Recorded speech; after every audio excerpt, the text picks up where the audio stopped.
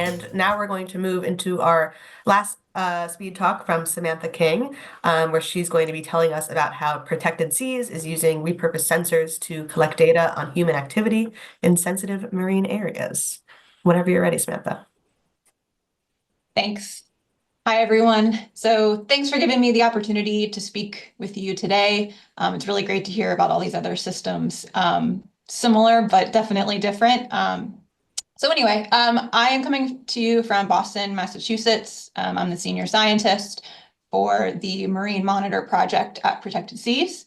We call it M2 for short, so that's what I'll be referring to it as. So what is it exactly? So M2 is a vessel monitoring platform, both the hardware and the software that you see here. It uses a couple different sensors, but primarily marine radar and a camera. And so if you're lucky enough to live near the water, you've probably seen a radar system like this. It's the exact same radar system that you would use if you had your boat. You would purchase this to have it spin so that you could navigate safely on the water and be able to see the location of objects and other boats on the water. So in this case, we repurpose it. Instead of putting it on a boat, we put it on shore, and it can monitor human activity on the water in the nearby area. And we get a really full picture of vessels all the way from commercial shipping down to kayaks. The system runs 24/7, so we collect data continuously during the day, at night, and it's really ideal for near-shore managed areas. So if there's a marine protected area, the system can monitor human activity in and around the area to make sure that the rules and the regulations are being followed, and then also just to kind of get an understanding of what the human pressures are on the marine environment in that area.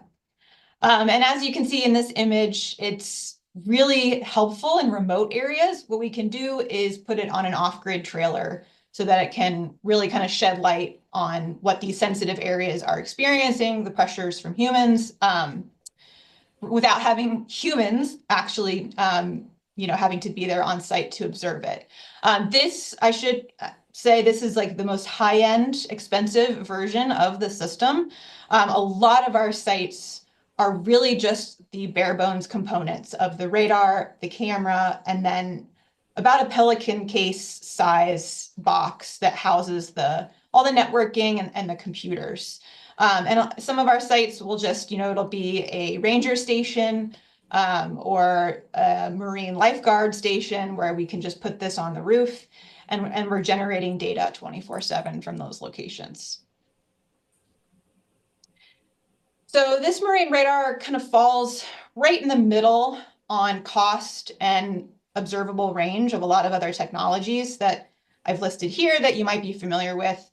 Satellites are used to monitor vessels, usually offshore, kind of larger vessels, all the way down to just your basic camera that you could deploy on shore next to the water.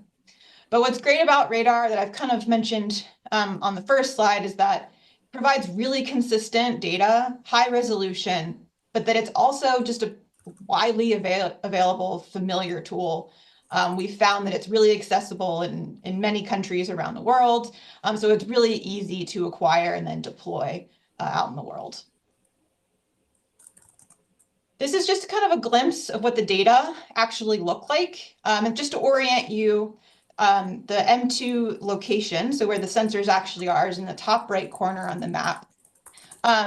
If you're familiar with radar or you've driven a boat before, you might be familiar with this radar imagery that you see in red. So you'll see objects in the water like an island, channel markers, things like that, but then also vessels.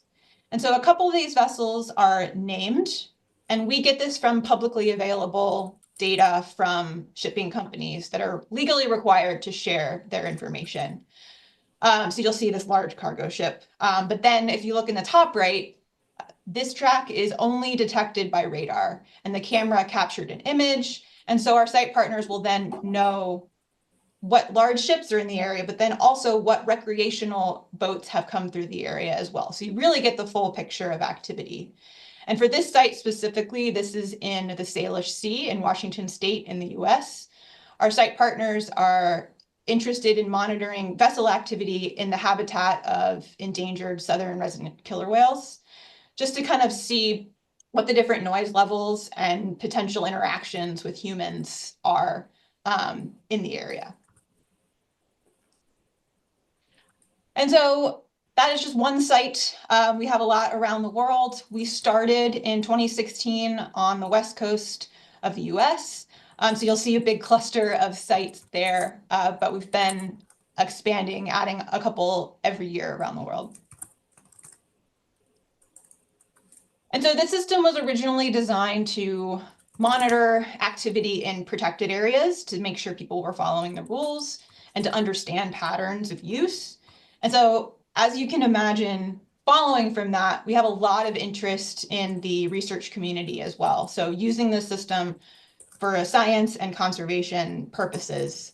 We have researchers and policymakers who really look at activity over time to find out where protections are working, what adjustments might need to be made, really just getting a rich understanding of the human pressures that local species and environments might be subject to from vessel activity. And so just really quick, I wanted to show you two examples of what that kind of looks like. So that live data on the left, this is a marine protected area in California. You can kind of see this is some fishing activity on the boundaries of the MPA. The two in the top right and left are most likely lobster boats dropping traps. And then in the bottom right, you can kind of see maybe a different type of activity, but clear that all are aware of the boundaries of the MPA based on the trajectory movement that they followed. And then when we look at all of the data over time on the right, we can really see these patterns stay consistent, relatively consistent over time. And so researchers in this case were able to kind of deduce that maybe, well, the fishers are definitely aware where the boundaries are. That's pretty clear. But maybe that suggests that the protected area is successful. It's generating fish that fishers want to target. And it's worth it to them to go to the boundaries of this MPA and again, have the benefit of the MPA being right there. So in this case, it was great to see that, you know, fishers are generally following the rules and maybe the MPA is benefiting them, which was really cool to see. So that's where I'll leave it. I am part of a pretty small team, so we are really, really responsive. So I'm happy to take questions in the chat or today, but you can always reach out directly and either myself or someone else. We're, like I said, we're really responsive. We love chatting with people. So really don't hesitate to reach out. Amazing. Thank you so much for that presentation. Like I said last time, I love data visualization, and it's so cool to see how the bounds of that MPA are being respected with like that, with the sort of the heat map element to it. We've got a lot of questions for you in the chat on between funding and signal range and a bunch of other stuff. So I'm going to direct you over there to get those answered. And thank you so much again for that presentation.